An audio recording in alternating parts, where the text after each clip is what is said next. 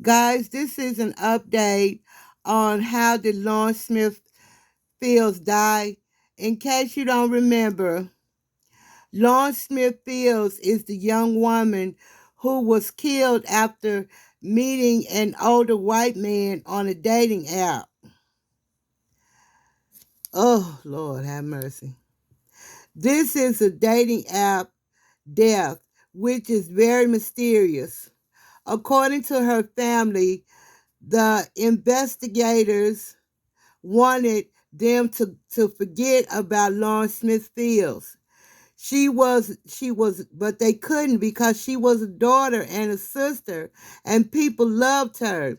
The investigators tried to throw her away basically, like she was no one. They basically treated her like trash. And her family is angry and outraged at how the Bridgeport Police Department handled her murder. She was only 23. The family says the police were careless. They say the police didn't show any concern about the grief and the pain that the family was going through. According to sources, a report was obtained from the police department.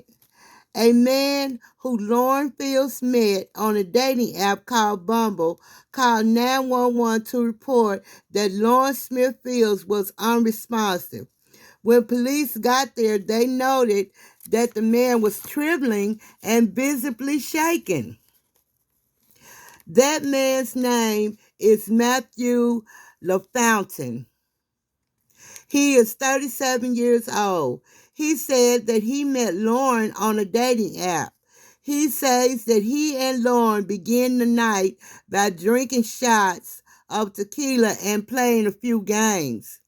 He says that Lauren passed out, so he carried her to her bedroom and laid down beside her. He says he fell asleep, and when he woke up, Lauren was laying on her right side with blood coming from her nose, and she was unresponsive. Okay, guys, let's pump the brakes for a minute. As far as we know, this was the first time that these two were hooking up.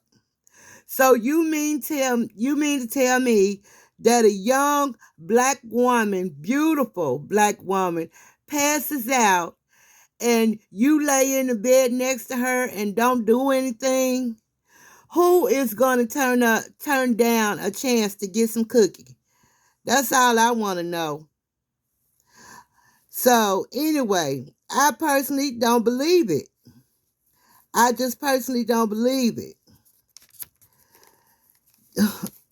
I mean, the police did everything wrong. The police allowed this man to just walk away from the scene. But who am I? I'm not a police detective. I'm not a crime scene analyst. But the family is telling a different story. The family says that when they went to Lauren Smithfield's apartment to remove her things, the family says they found all kinds of evidence that should have been collected by the police, like bloody sheets and a pill and two cups of tequila and a bottle of tequila that nobody had touched. They also found a used condom and some lubricant. And I'm telling you guys, this just seems like date rape to me. But again, I am not a police analyst or a police. And I have to say that Matthew LaFontaine has not been accused of any wrongdoing. Matthew Fontaine was the man with Lauren Fifth Smills Fields when she died. And the police just let him walk away. They just let him walk away, guys. His address was listed on his Bumble app and on his social media account, but those accounts have since been taken down. And on one of his accounts, he was listed as Matthew Thomas with the same image.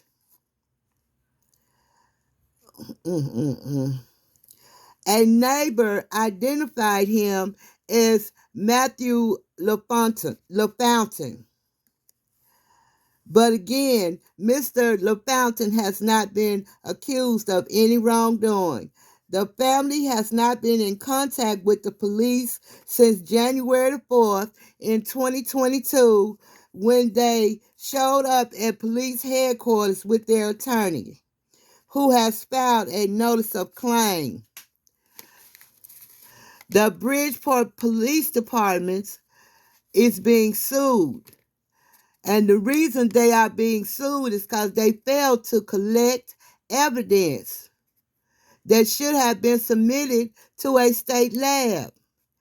In doing that, they tried to silence Lauren Smith Fields. But her family is speaking out for her. Her family is not going to let this die.